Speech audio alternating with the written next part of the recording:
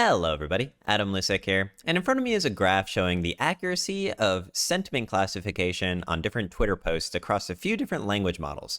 And one thing that you might realize here is that we have a 405 billion parameter Llama 3.1 model getting about 65% accuracy on this, and right next to it we see a fine-tuned RoBERTa model, which is 125 million parameters, getting almost the same accuracy. And I was able to achieve these results using a technique called model distillation, essentially using Llama 3.1 to generate a dataset of Twitter sentiment classifications to its own performance and preference, and using that dataset to fine-tune a super small language model, in this case RoBERTa, on the same task. This allows us to transfer or distill down Llama 3.1's performance and preferences when it comes to this task onto this small language model, allowing us to get the same performance and the same expected results that we would get from Llama 3.1 using a model that's 1/3000th the size. So in this video, I'm going to walk through what model distillation is and also how you can apply it yourself to create a similar model like I just showed. Starting with a definition, according to Wikipedia, machine learning knowledge distillation or model distillation is the process of transferring knowledge from a large model to a smaller one.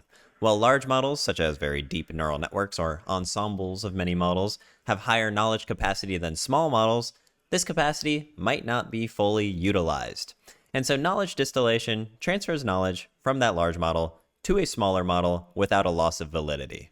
And we started to see this technique really optimize efficiencies from super small parameter models. Recently, Google released Llama 2 to be a 2 billion parameter model that, according to some scoring, performs as well, if not a little bit better, than models more than 20 to 30 to 100 times its size. Things like Mixtral, GPT 3.5, Llama 2, and they directly attribute this to training the model through model distillation techniques and learning from larger models. We've also seen Apple in their recent Apple Foundation model paper discuss how they're planning on actually creating models that can run on device, and they directly reference that they're planning on using different knowledge distillation techniques. And for a third example of this trend, well, this is a little bit of speculation from my side since it's not directly referenced. I can imagine that something like GPT-4o Mini might be a model that's directly trained on GPT-4o responses at a smaller parameter model size. Not only do I think this because of the name, GPT-4o Mini, but also in their fine-tuning documentation, they present this scenario where fine-tuning is effective in reducing costs and latency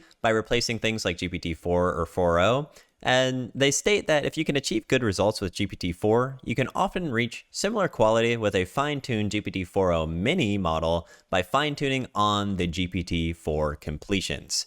Essentially, this knowledge transfer, knowledge distillation, and model distillation down into a small model. So why are we starting to see a lot of these companies and labs actually put a little bit more resources and time into model distillation and release some good models using it?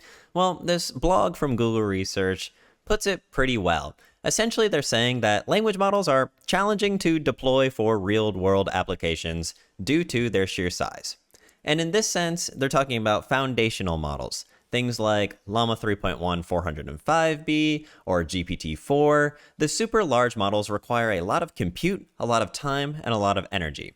If you're doing something like, for example, my first example of doing Twitter tweet sentiment classifications, you don't necessarily need a super large language model for that. You're not even going to be utilizing the full capabilities and the full power of this model, and you have to deal with all of the hardships that come with hosting, running, and the costs associated of using it. And so you can use this technique of model distillation or transferring that one specific task and skill to a super slimmed down, low parameter model, allowing you to get essentially the same results and the same expected results from a large foundational model at a fraction of the processing power and the cost. Jumping back to this graph that I showed, on this test that I ran, which contained 1,000 tweets, it took about 10 minutes and $1.80 to actually run Llama 3.1 through an API to get all of these results and calculate this.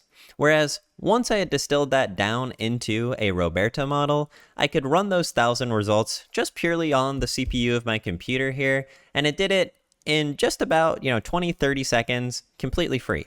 Now, before we jump into how to actually distill a model like Llama 3.1405b ourselves, I wanted to highlight some of the different ways that researchers are applying knowledge distillation across all sorts of different areas. The first example is the ability for language models to understand and follow complex instructions.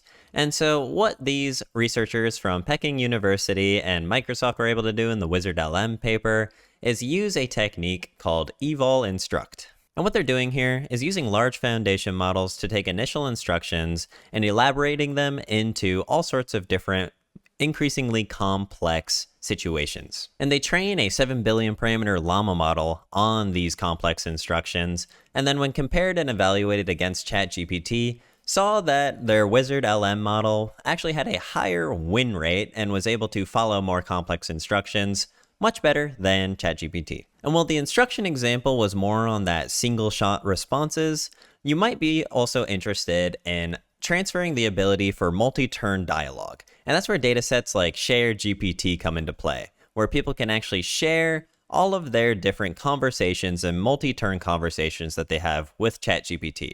This becomes perfect training data to use on a smaller model to show conversational flows and distill down the ability for a super small model to imitate this style as well.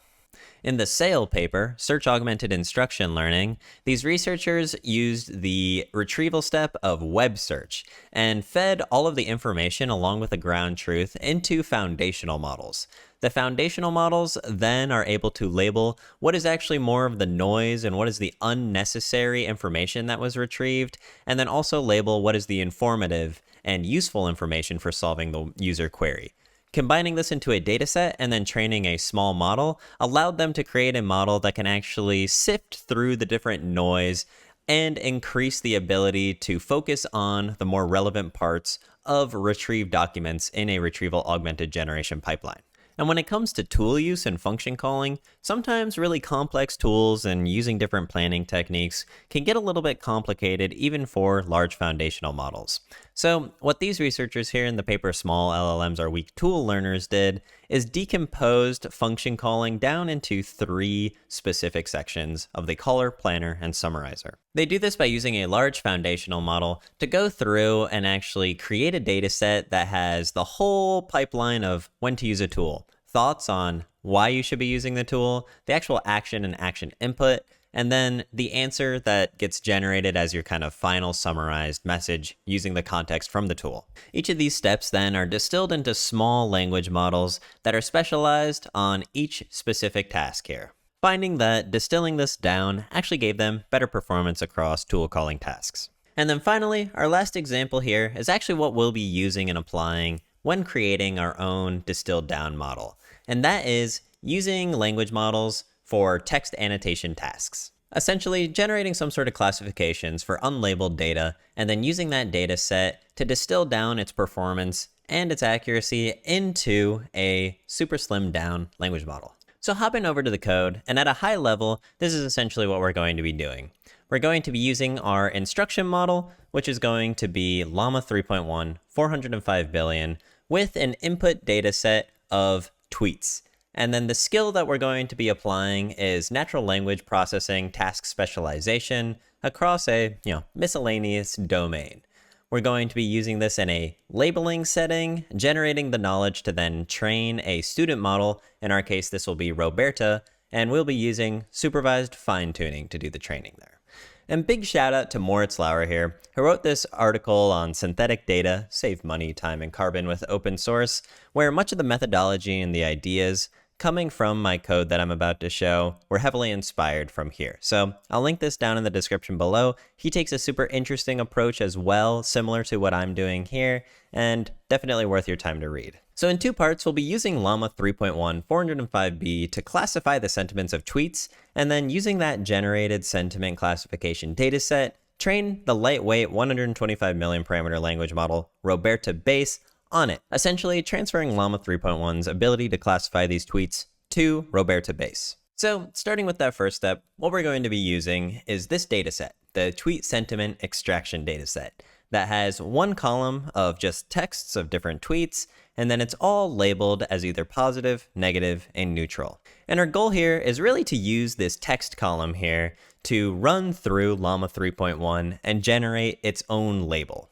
And while this dataset does come already pre-annotated with all of these labels, we're not actually going to be using these specifically. However, it will be good to actually calculate an accuracy score as a baseline to get to.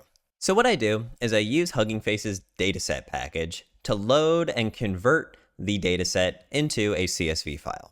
This will just make it a little bit easier to manipulate and process on our own path. But running a few of these scripts will leave us with some files that look a little bit like this. Just the ID, text, label, and label text.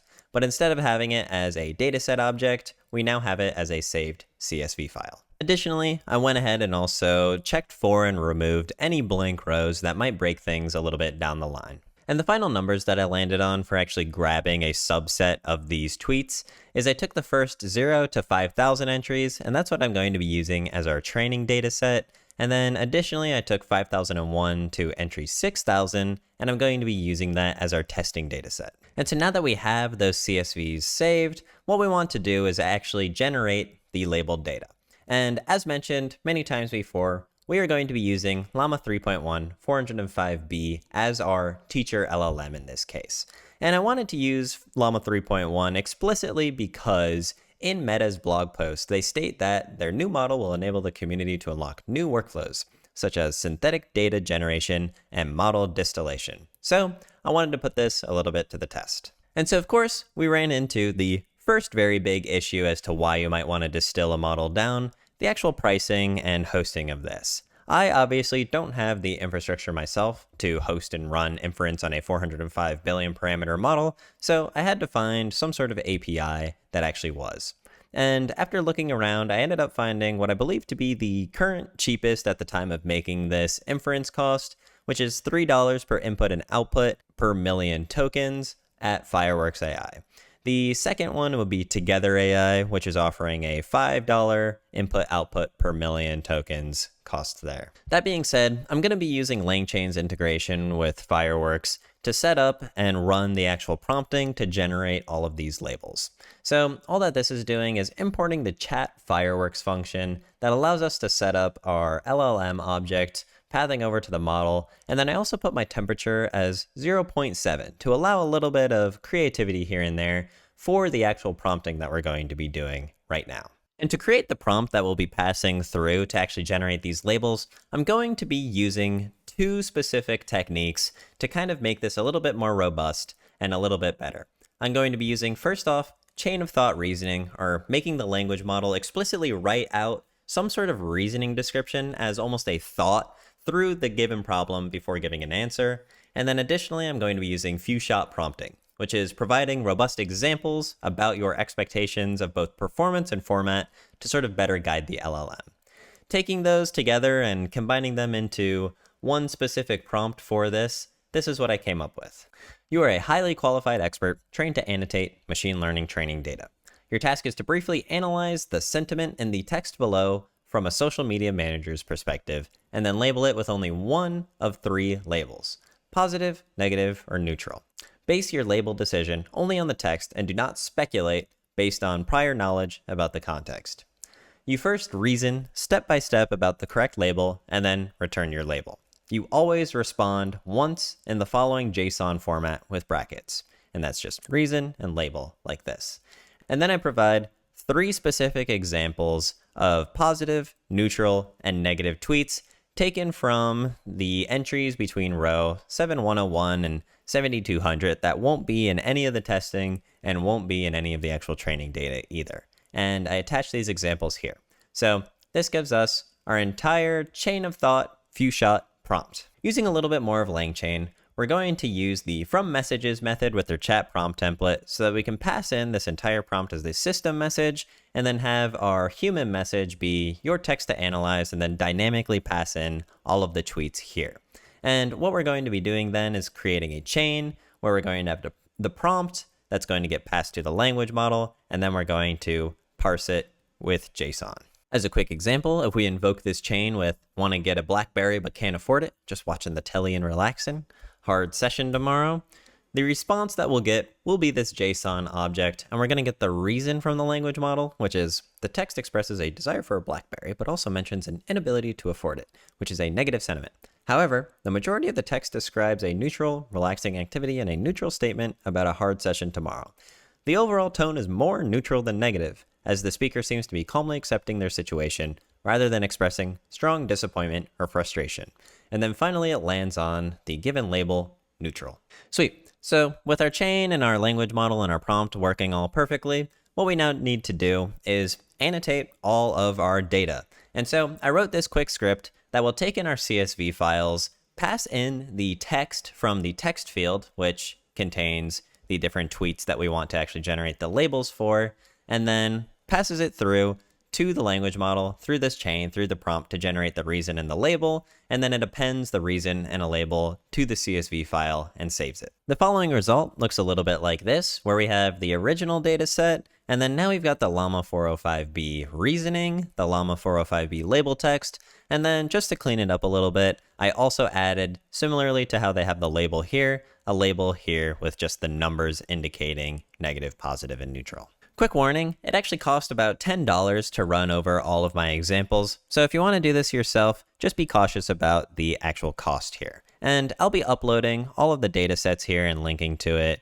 both on GitHub and on Hugging Face if you want to use the same data yourself, so you don't actually have to front those costs. And so now that I've gone through and created these labels for both our training data of 5,000 entries and also our testing data of 1,000 entries, what we can do is generate a baseline accuracy score from our testing data. To do this, we'll be using just a very standard accuracy calculation of the number of correct predictions over the number of total predictions times 100. And a correct prediction in this case is going to be comparing our generated label to the expected label from the existing data set. And one thing to note here is that the actual accuracy here doesn't necessarily tell us anything super specific except for its performance on this specific data set. So I'm not actually going to be using the accuracy score as a harsh metric on how well the language model is performing, but more of a baseline target for when we're training our smaller model to try and reach towards. So super easily, just using the scikit-learn package, we can generate this and see that our baseline target accuracy that we want to perform is around 65.5%. And so now that we've generated all of this training data with Llama 3.1 405B, we can now distill down Llama's performance into the student model, which in our case is going to be the RoBERTa base model from Facebook AI, the 125 million parameter, just super basic, super lightweight language model. And just to reiterate, the expectation here is that we're going to be teaching this model here in a sense how to perform the tweet sentiment classification task the same way that Llama 405B would. And to do this, I'll be taking advantage of AutoTrain Advanced through Hugging Face Spaces. Now, AutoTrain Advanced is a super cool repository that makes it very, very easy to set up, train, and deploy state-of-the-art machine learning models. It's essentially a no-code solution, and you can run it on your own hardware using the GitHub repo here. However, Hugging Face makes it super easy to run also in browser with dedicated GPU accelerators at a pretty decent price. So to walk through actually training the model using this, you're going to click on Create New Project here, and then name it something. I'll just name it 2. And then this is where you can actually choose your hardware and see the pricing. So if you want this to be super, super quick, you can just use an NVIDIA A10G Small, which is at about $1 per hour. And this will be able to actually run through this pretty easily, so it's not even going to be really $1. You're going to click on Duplicate Space then, and it's going to start building your environment. And a few minutes later, you'll be greeted with this interface. And so what we're going to be doing is choosing the task. For our case, we're going to be using text classification. We're going to be using local hardware, and the parameters, we'll put it to full and turn it to JSON mode, just so that you can see this a little bit. So you can choose a project name here. I've already done this, so I'm not going to choose one specifically. And then this is where we'll choose RoBERTa base as the base model. We're going to be using our local data set, the CSV file. So let me upload that. There we go. And then you're going to put in your column mapping. Of course, the text is going to be text, and then our target label is going to be Llama 405B label text, which looking at this and looking at our training data here, we see that the text are the tweets, and then Llama 405B label text is our expected text that we want. And then hopping back into here, what we want to do is change up the parameters a bit. So as with most machine learning and language model-based training, a lot of the parameters can be tuned and changed a little bit. So you might want to try out a few things yourself, but I have some suggested parameters here of what I actually used. So copying that back over to the environment here and pasting it in, all we're gonna do now is click Start Training. Yes, I am sure.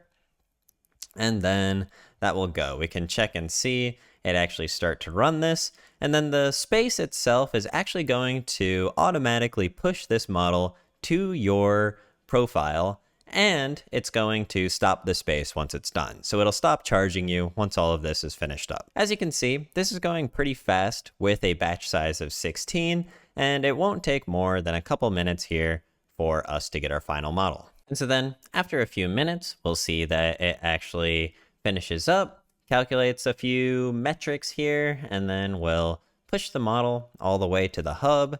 And our space here should be pausing here in a second. Great. And just like that, we've performed some model distillation.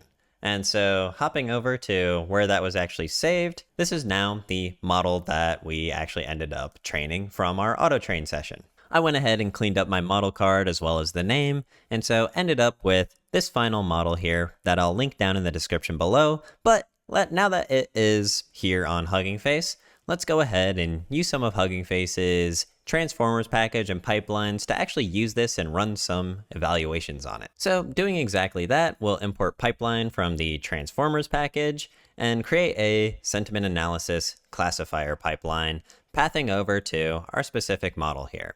Then to invoke it, we can just use classifier as a function and pass in all our text. Grabbing this random tweet here from our 7101 to 7200 set here, we can pass that through, and you can see very quickly we get neutral with a bit of a score here as well. And this is already good to see because hopping back up to when we initially passed the same text through our chain of thought prompt here, Llama 3.1 actually landed on neutral. So already good to see that it's in line with just this one, but let's run it through the entire testing data set of all 1,000 and do some comparisons. Just for a little bit of fun too, I also went ahead and provided a graph with GPT-4o Mini, and then also just a generalized multilingual RoBERTa model. And of course, as a reminder, we're not going to be looking at the accuracy as our specific metric, but how close the accuracy is to Llama 405B to determine whether or not our training and our transfer learning actually worked. And so after calculating and visualizing that, we have some really great news that our fine-tuned RoBERTa model had an accuracy score of about 63.38% compared to Llama 3.1's 65.49%. So overall, we can see that these are within a couple percentage points of each other, and I would say very successful at actually getting super close to the same accuracy between them. This is a strong indicator that we were able to distill down Llama 3.1's classification through that chain of thought and few shot prompting to our RoBERTa model here. Looking also at the distribution of label counts, we can see that it's not quite exactly lining up between Llama 3.1 and RoBERTa here, despite the accuracy. So it seems like RoBERTa has a bit more of a hard time figuring out when things are neutral and tends to favor putting things as more positive than not. And so, of course, this is probably a limitation of the limited size of the training's data set that we're using. So there's still some room for optimizations and improvements in this, but I'm pretty thrilled with our overall accuracy score being relatively the same here.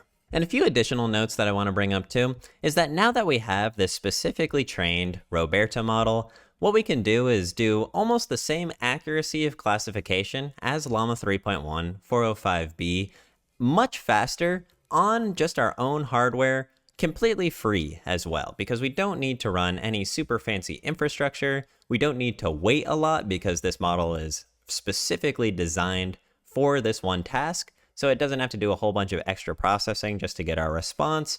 And it overall simplifies this one specific workflow. That being said, there's many different applications of knowledge distillation and synthetic data generation with teacher-student model setups, so I'll link a bunch more resources down in the description below, along with all of my code and all of the different things that I referenced along the way here for you to check out. If you found this video educational and enjoyable, consider leaving a like. If you have any questions, drop them in the comments below. And if you want to support the channel and see more videos like this, consider subscribing.